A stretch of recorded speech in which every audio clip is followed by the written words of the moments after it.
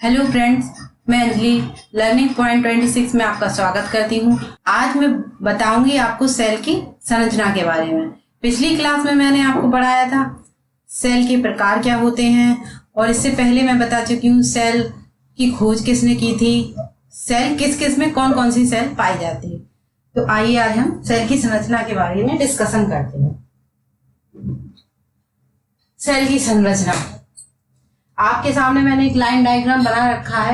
इसमें आप देख सकते हैं कि सेल किस तरह से स्ट्रक्चर फॉर्म में दिखती है। देखिए, सेल के तीन भाग होते हैं। कौन कौन से? सेल, जीवद्रव, रिक्तिकाएं और कोशिका भित्ति। इनके बिना सेल नहीं हो सकती है ना पूरी। सेल वॉल, सेल के चारों ओर जो लेयर होती है उसे सेल वॉल कहते हैं। कोशिका भित्ति, जब मैंने आपको बताया था सेल के बारे में, तो ये सेल है, इसके चारों तरफ जो लेयर होती है उसे कहते हैं सेल वॉल, कोशिका भित्ति। इसके बाद आ जाइए जीवद्रव। इसमें जो पदार्थ भरा रहता है वो क्या होता है? जीवद्रव, जिसे प्रोटोप्लाज्म कहते हैं। क्या कहते हैं? प्रोटोप्लाज्म। और वैक्यूल्स, वैक्यूल्स रिक्तिकाएं, जिन्हें हिंदी में कहा जाता है रिक्तिकाएं, जो सेल में इस तरीके से पाई जाती है। अब सेल की शुरुआत करते हैं। सेल में कहा मैंने जीवद्रव, रिक्तिकाएं और सेल वॉल। अब जो जीवद्रव होता है सेल का, प्रोटोप्लाज्म होता है, वो कितने भागों में डिवाइड होता है? न्यूक्लियस और साइटोप्लाज्म। मैंने जब सेल बताई थी आपको, तो मैंने बताया था कि ये सेल है और इसमें मिडिल में न्यूक्लियस पाया जाता है। न्यूक्लियस जो होता है ये है जीवद्रव आपका, इसमें न्यूक्लियस है। अगर न्यूक्लियस के भाग को अलग कर लें तो इसे क्या कहेंगे? जब न्यूक्लियस के भाग को अलग कर लें तो इसे क्या कहेंगे? साइटोप्लाज्म। ये जो लिक्विड भरा रहता है इसे कहते हैं साइटोप्लाज्म। अगर इसमें न्यूक्लियस शामिल नहीं है तो, और अगर इसमें न्यूक्लियस शामिल है तो ये क्या कहलाया? प्रोटोप्लाज्म। प्रोटोप्लाज्म यानी जीवद्रव। जीवद्रव कब बनता है? न्यूक्लियस भी होना चाहिए और साइटोप्लाज्म में होना चाहिए, तब जाके जीवद्रव या प्रोटोप्लाज्म बनता है। अब आ जाइए केंद्रक। केंद्रक क्या है? ये है न्यूक्लियस। केंद्रक चार भागों से मिलकर बना होता है। केंद्रक कला, जो उसकी चारों तरफ से केंद्रक को घेरे रहती है। केंद्रक द्रव, जिसमें केंद्रक लिक्विड भरा रहता है इस तरह से। ये केंद्रक है, डबल लेयर्ड होता है, बीच बीच में कटा हुआ पोर होते हैं इसमें। और ये इसमें जीवद्रव केंद्रक द्रव पाया जाता है। क्रोमेटिन नेट, जिसे गुणसूत्र या क्रोमेटिन नेट कहते हैं, जो जाल जैसी संरचना पाई जाती है। केंद्र का कंडेंस्ड डीएनए होता है। ठीक है, अब आ जाइए कोशिका द्रव, साइटोप्लाज्म। ये तो हो गई केंद्रक की बारी, जो जीवद्रव में होता है। अब आ जाइए साइटोप्लाज्म। साइटोप्लाज्म जब मैंने दिखाई थी आपको, सेल बनाई थी, तो सेल में कई सेल और कोशिकांग, जो कोशिकांग पाए जाते हैं, जो कोशिका के अंदर जो साइटोप्लाज्म में या कोशिका द्रव में रहते हैं। कौन कौन से अंग होते हैं? प्लास्टिड्स यानी लवक। लवक कई प्रकार के होते हैं, 3 प्रकार के। हरित लवक, वर्णी लवक, अवर्णी लवक।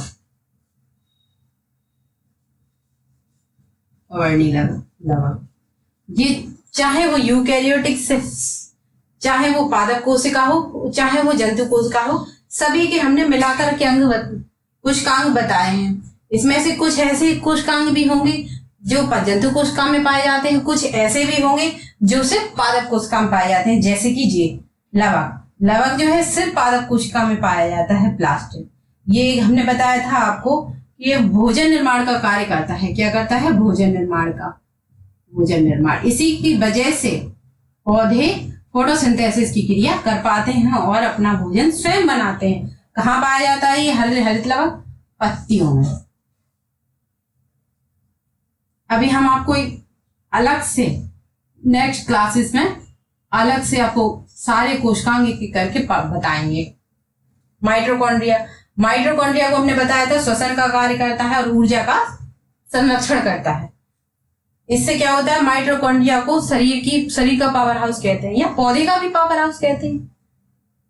एंडोप्लाज्मिक रेटिकुलम, इससे कई हार्मोन सीक्रेट होते हैं और ये इसमें एंडोप्लाज्मिक जो रेटिकुलम होती है इसके ऊपर राइबोसोम डॉटेड के रूप में चिपके रहते हैं। तो एंडोप्लाज्मिक रेटिकुलम भी दो प्रकार की होती है, एक रफ जिसमें पाए जाते हैं राइबोसोम, एक में नहीं पाए जाते स्मूथ, SEPR और REPR, यानी ये दो प्रकार की होती है, smooth endoplasmic reticulum, rough endoplasmic reticulum. इसमें राइबोसोम प्रेजेंट होता है और इसमें नहीं होता है। Golgi complex, Golgi body, centrosome, lysosome केवल एनिमल में होते हैं, एनिमल सेल में, प्लांट सेल में नहीं होते हैं, नहीं होता। इसे कहते हैं सुसाइडल बैग, सुसाइडल बैग, इसे कहते हैं सुसाइडल बैग। अब आ जाइए, कोशिकांग हो गए ये तो सारे जो कि साइटोप्लाज्म में पाए जाते हैं। इसके बाद आइए, साइटोप्लाज्म की भी दो भागों में बटा होता है, एक साइटोप्लाज्म मैट्रिक्स भी कहते हैं, सिस्टोल, जैसे इसे साइटोप्लाज्म मैट्रिक्स भी कहते हैं, सिस्टोल भी कहा जाता है और हाइलोप्लाज्म भी कहा जाता है। जो साइटोप्लाज्म होता है ये तो पौधों की सेल की बात भी हो रही है और जंतु सेल की बात भी हो रही है। अब जब जंतु सेल में ये सब होंगे, पौधे पादप सेल में भी होंगे, तो पादप सेल में कुछ चीज अलग से पाई जाती है, वो जंतु कोशिका में पाई जाती है। जैसे कि ये आ गए कार्बोहाइड्रेट, कार्बोहाइड्रेट ह्यूमन सेल के लिए भी आवश्यक है, यानी एनिमल सेल के लिए भी और प्लांट सेल के लिए भी।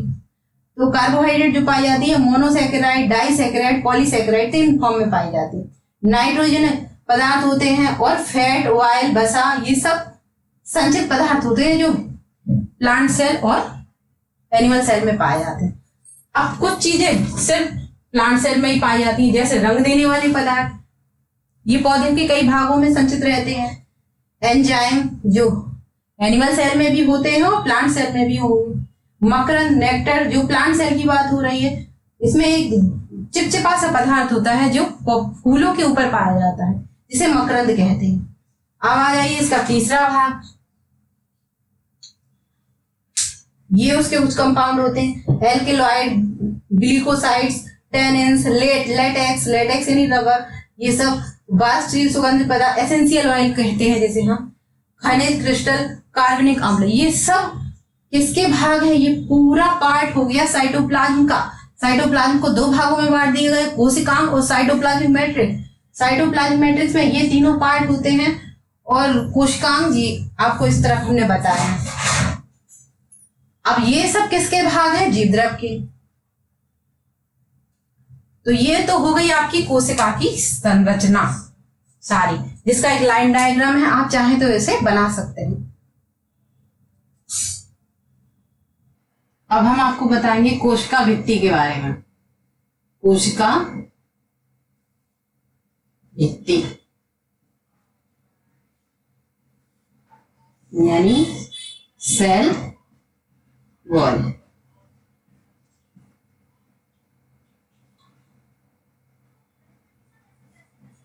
सेल वॉल, सेल वॉल का पहला कैरेक्टर, यह सिर्फ पादप कोशिका में पाई जाती है।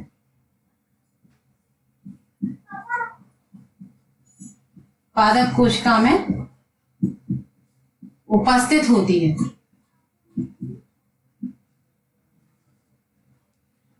दूसरी बात, जंतु कोशिका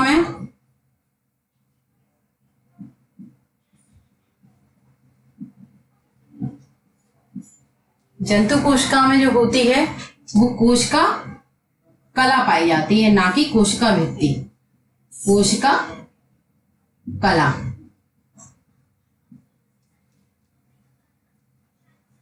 कोशिका कला,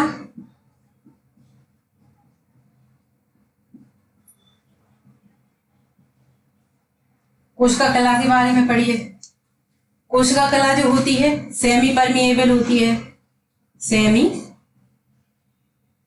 परमिएबल मेम्ब्रेन।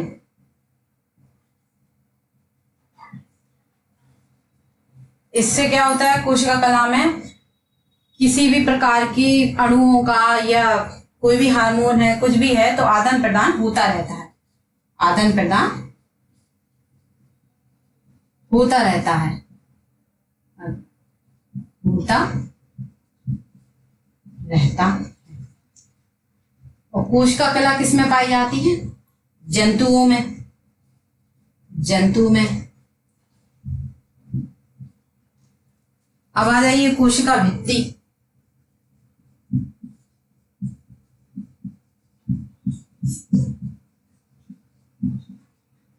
कोशिका भित्ति, कोशिका भित्ति होती है तो कोशिका की भित्ति पादप कोशिका में,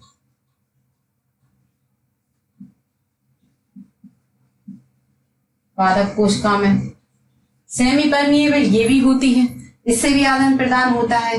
और जो कोशिका कला होती है वो किसकी बनी होती है? ये काइटिन की भी बनी होती है और ये सेल्यूलोज की बनी होती है, सेल्यूलोज।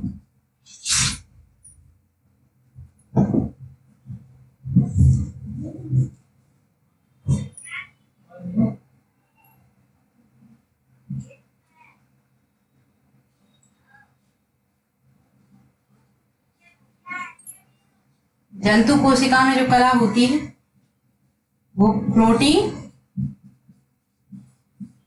प्लस लिपिड की बनी होती है।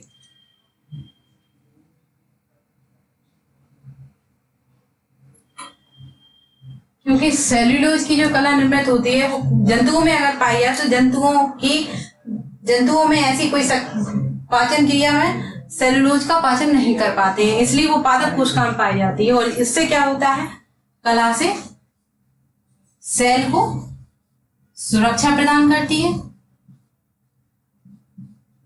प्लस एक आकार देती है।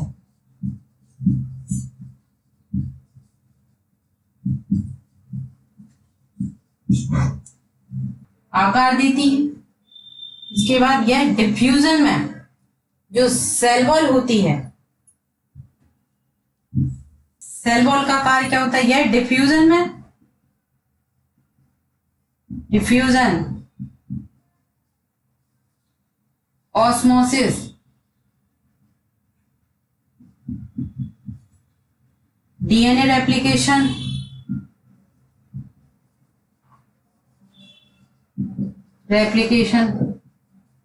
में मदद करती है। क्या? कोशिका भित्ति। तो मैंने आपको क्या बताया? मैंने बताया कि कोशिका भित्ति जो होती है सेल्यूलोज की बनी होती है और किस में पाई जाती है? पौधों में, पौधों में पाई जाती है कोशिका भित्ति। और जंतुओं में पाई जाती है सेल मेम्ब्रेन, जिसे प्लाज्मा मेम्ब्रेन भी कहा जाता है, सेल मेम्ब्रेन भी कहा जाता है और प्लाज्मा लेमा भी कहा जाता है। जो सेल मेम्ब्रेन होती है वो किसकी बनी होती है? प्रोटीन की और लिपिड की। लेकिन जो सेल वॉल होती है वो सेल्यूलोज की बनी होती है। तो आपने सोचा कि सेल मेम्ब्रेन क्यों नहीं बनी होती सेल्यूलोज? क्योंकि जंतु सेल्यूलोज का पाचन नहीं कर पाते हैं, तो उनमें सेल्यूलोज की बनी जंतु कोशिका में सेल वॉल नहीं पाई जाती है। और सेल मेम्ब्रेन या सेल वॉल का प्रमुख कार्य क्या होता है? किसी भी कोशिका को एक दृढ़ आकार प्रदान करना और सुरक्षा प्रदान करना। सेल वॉल होती है सेमी परमिएबल होती है, सेल मेम्ब्रेन भी सेमी परमिएबल होती है। सेल जो होती है डिफ्यूजन है, यानी विसरण में और परासरण में और डीएनए प्रतिलिपिकरण में भी मदद करती है। इसके बाद आ जाएंगे हम केंद्रा।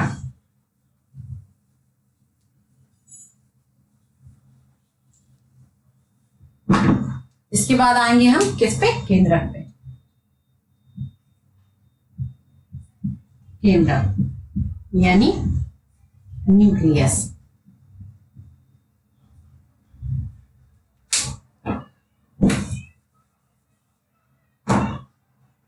केंद्रक। केंद्रक की खोज किसने की? रॉबर्ट ब्राउन ने। रॉबर्ट ब्राउन ने कौन से सन में की? 1831। केंद्रक की खोज किसने की? 1831 में रॉबर्ट ब्राउन ने। रॉबर्ट ब्राउन ने। केंद्रक कितने भागों में डिवाइड होता है? सबसे पहले केंद्रक कला। केंद्रक कला, फिर केंद्रक द्रव्य। केंद्रक द्रव्य, फिर केंद्रिका,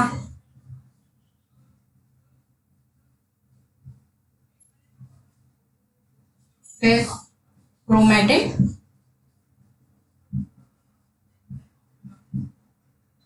जाल और बस। ये हो गए केंद्रक के पार्ट 1 2 3 4। इसके बाद आ जाइए, सबसे पहले केंद्रक जो होता है, केंद्रक को क्या कहते हैं? इसे स्टोर हाउस भी कहते हैं, यानी स्टोर हाउस यानी भंडार गृह। किसका भंडार गृह? किसका भंडार गृह? क्रोमैटिन नेट, यानी क्रोमैटिन नेट नेट का। क्रोमैटिन नेट कहोगे क्या है? तो क्रोमैटिन नेट जो होता है, तो क्रोमैटिन नेट का भंडार गृह यानी इसमें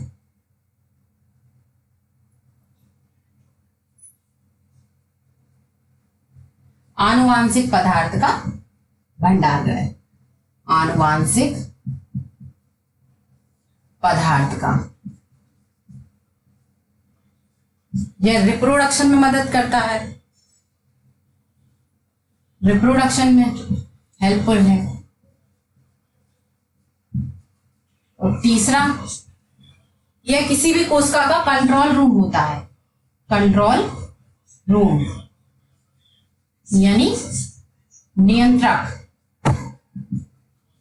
किसी भी सेल को कंट्रोल करता है, क्योंकि सारी क्रियाएं जो होती हैं आनुवांशिक पदार्थ से चलती हैं। सारी क्रियाएं केंद्रक के द्वारा संचालित की जाती हैं, जो कि सेल में पाया जाता है।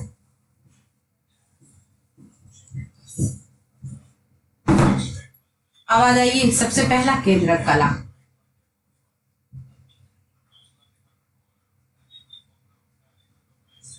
केंद्रक कला।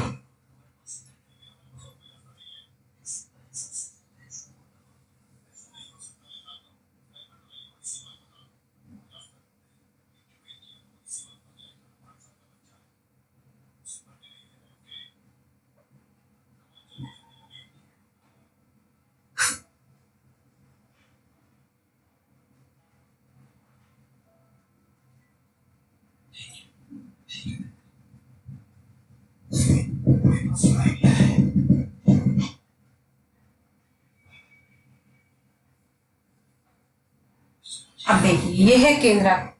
केंद्रक क्या है? केंद्रक कला जो होती है डबल लेयर्ड होती है। उसमें जगह जगह पे छिद्र पाए जाते हैं, जिसे केंद्रक छिद्र कहा जाता है।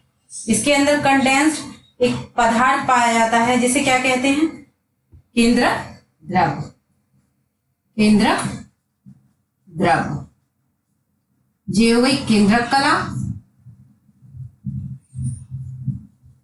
ये हो गया केंद्रक द्रव, और ये हो गया आपका क्रोमैटिन नेट, क्रोमैटिन जाल, और ये हो गई केंद्रिका।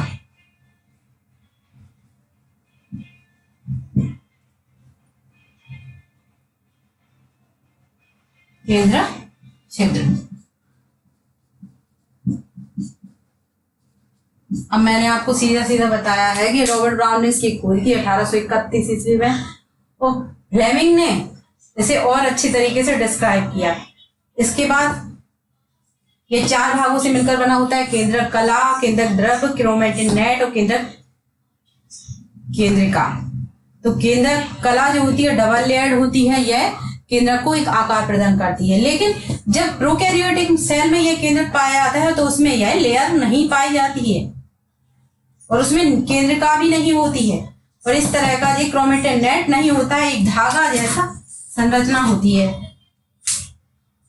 केंद्रक द्रव एक कंडेंस्ड पदार्थ होता है जो केंद्रक के अंदर पाया जाता है। केंद्रक कला केंद्रक को एक आकार प्रदान करती है। इससे क्या होता है, जो साइटोप्लाज्म वो केंद्रक द्रव का आदान प्रदान बना रहता है।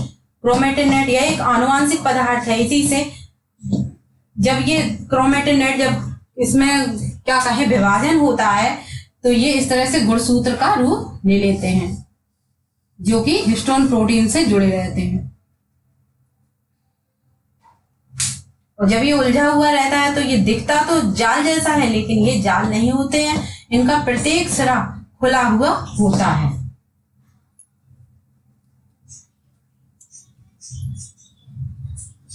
जो क्रोमेटिन नेट है वो न्यूक्लिक एसिड, डीएनए, इन सब का एक रूप होता है। इस तरह से हमने आपको बताया कि यह एक छोटी सी ओवल शेप संरचना भी इसमें केंद्र का होती है जो कंडेंस्ड रूप में होती है, संकुचित रूप में। ये सब जो केंद्रक स्पष्ट है ये यूकैरियोटिक सेल में ही पाया जाता है और प्रोकैरियोटिक सेल में या तो होगा नहीं, होगा तो इनडेवलप्ड या अविकसित होता है, अविकसित की अवस्था में होता है।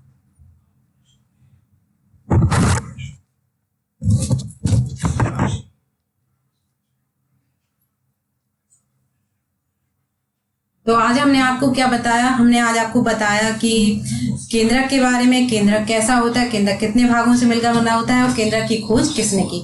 रॉबर्ट ब्राउन ने केंद्रक की खोज की 1831 ईस्वी में। केंद्रक 4 भागों से मिलकर बना होता है और केंद्रक एक कंट्रोल रूम होता है किसी भी सेल का।